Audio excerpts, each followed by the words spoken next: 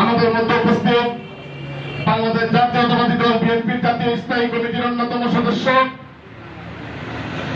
কোটি কোটি যুবকের আইকন, কেরানীগঞ্জের মাটি ও মানুষের নেতা জনাব প্রভা ঘোষচন্দ্র রায়।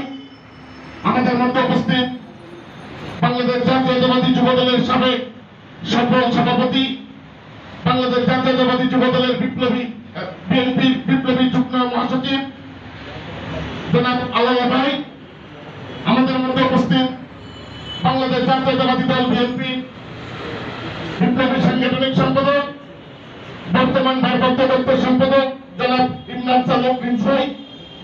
আমাদের মধ্যে উপস্থিত জাতীয়তাবাদী শ্রমিক দল কেন্দ্রীয় নির্বাহী কমিটির সম্মানিত সভাপতি জনাব আনোয়ার হোসেন। আমাদের মধ্যে উপস্থিত বাংলাদেশ জাতীয়তাবাদী শ্রমিক দলের বিপ্লবী যুগ্ম সাধারণ সম্পাদক মুস্তাফিজুর করিম মজুমদার ভাই। আমাদের মধ্যে উপস্থিত জাতীয়তাবাদী শ্রমিক দল ঢাকা মহানগর দক্ষিণের সংগ্রামী সাধারণ সম্পাদক মাহবুব আলম বাদল। আমাদের মধ্যে উপস্থিত ঢাকা মহানগর দক্ষিণের সংগ্রামী সিনিয়র যুগ্ম সাধারণ সম্পাদক বদরুল আলম সেবক ভাই সহ ঢাকা মহানগর দক্ষিণ শ্রমিক দলের বিভিন্ন নেতৃবৃন্দ ও বিভিন্ন থানা ইউনিয়নের নেতৃবৃন্দ, আসসালামু আলাইকুম।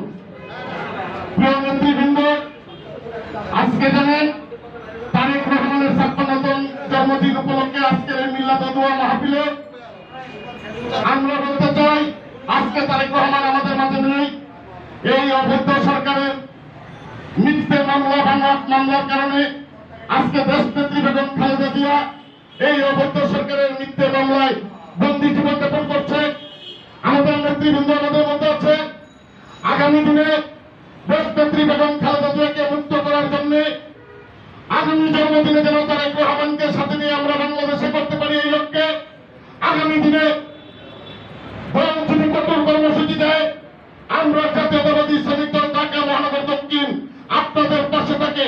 রাজপথে রক্ত দিয়ে হলো এই অবৈধ সরকারি সরকারকে উৎখাত করার জন্য সমস্ত ভূমিকা আমরা ঢাকা মহানগর দক্ষিণ শ্রমিক দল রাখবো এবং আমরা আশা করব আগামী জন্মদিন যেন আমরা এই অবৈধ সরকারকে বাংলাদেশের মাটি থেকে ভারতের তাবেদার সরকারকে উৎখাত করে ভারতে বিক্ষেপ করে এই দেশের গণতন্ত্র পুনরুদ্ধার করে দেশনেত্রী বেগম খালেদা জিয়া এবং তারেক রহমানের জন্মদিন আগামী দিন বাংলাদেশে আমরা তারেক রহমানকে উপস্থিত রেখে যেন আমরা পালন করতে পারি। এই জন্য আমরা সকলে আল্লাহর কাছে দোয়া করব।